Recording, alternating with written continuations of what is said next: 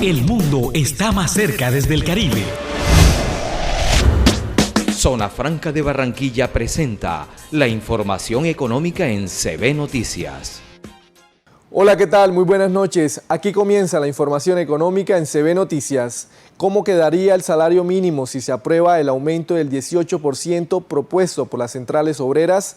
Tras conocer ese porcentaje sobre el ajuste al salario mínimo, el gremio de empresarios pidió que se reconsidere. Colombia sigue expectante por la negociación del salario mínimo. El pedido de las centrales obreras de aumentarlo en un 18% para el próximo año generó un ambiente difícil en la mesa de concertación. Actualmente el salario mínimo está en 1.300.000 pesos, sumando el auxilio de transporte que es de 140.000 pesos. El 18% propuesto equivale a 234.000 pesos, lo que dejaría el salario mínimo en un monto de 1.534.000 pesos. Sin embargo, los empresarios aseguraron que la petición de las centrales no tiene ningún sustento técnico ni metodológico, que no está de acuerdo con la situación del país y que afectaría los costos laborales de las empresas. Obviamente, con esas cifras que se salen de la realidad económica del país, que generarían más desempleo, más informalidad, pues es muy difícil llegar a un acuerdo. Se desploma la confianza del consumidor que elabora Fedesarrollo en noviembre de este año. La caída fue cercana a los 7 puntos porcentuales y se ubicó en menos 20.9%. Infortunadamente, noviembre no fue un buen mes en materia de noticias económicas.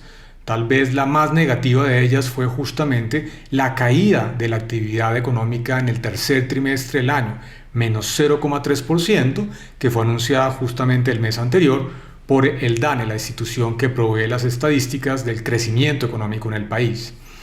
A pesar de estas malas noticias, hay algunos elementos positivos. En particular, aumentó la disposición a comprar vivienda, la disposición a comprar bienes muebles y electrodomésticos y la disposición a comprar vehículos. El 2024 debe ser el año de la reactivación, así lo indicó Guillermo Herrera, presidente ejecutivo de Camacol. El dirigente gremial destacó que una de las cifras más preocupantes tiene que ver con las más de 35.000 familias que han desistido a la compra de su vivienda, entre otras cosas por los cambios al programa Mi Casa Ya. De acuerdo con las cifras de Coordenada Urbana de Camacol, entre enero y noviembre de este año, las ventas de vivienda de interés social BIS registraron contracciones del 50,9%. Durante el año se han dejado de vender un total de 103.000 viviendas BIS y no BIS. La caída en ventas representa una pérdida en inversión de los hogares en vivienda cercana a los 19 billones de pesos. El impacto también se refleja en la contracción de las iniciaciones que durante este año cayeron 3,1%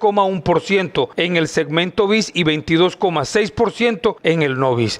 La realidad del mercado es que completamos 17 meses continuos de caídas en las ventas de vivienda, sobre todo vivienda de interés social, que para noviembre de este año presenta una caída de menos 54,6%.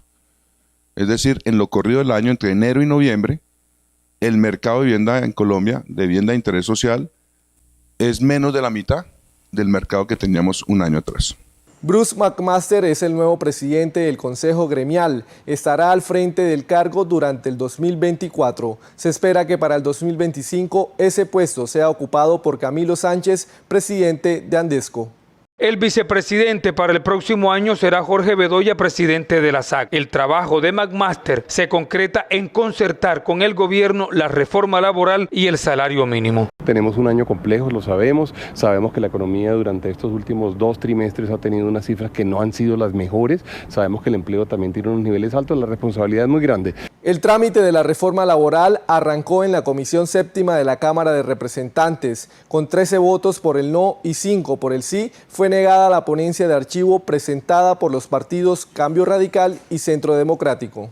Se votaría la ponencia del gobierno y el trámite de los primeros artículos donde hay consenso, como el recargo en las horas extras y el pago de dominicales y festivos. Nosotros hemos dicho que la reforma laboral es una reforma necesaria, es una reforma que va hacia la estabilidad laboral, es una reforma que va a permitir que muchos colombianos y colombianas mejoren su calidad de vida y desde luego cumple con los estándares tanto nacionales como internacionales y los compromisos que este país ha adquirido a través de los diferentes gobiernos. Por ejemplo, cuando firmaron los TLC TLC hubo compromisos de planes de acción de labor que no se han cumplido. Esta reforma los cumple de igual manera los estándares que se plantearon con la OCDE, que también tiene un plan que todos los años es monitoreado, y esta reforma va en esta dinámica de cumplir los compromisos que el país ha comprometido en todos los espacios internacionales. Y ahora la cifra. Según anunció Gloria Inés Ramírez, ministra de Trabajo, habrían 88 nuevos artículos que estarían en el panorama para ser desindexados.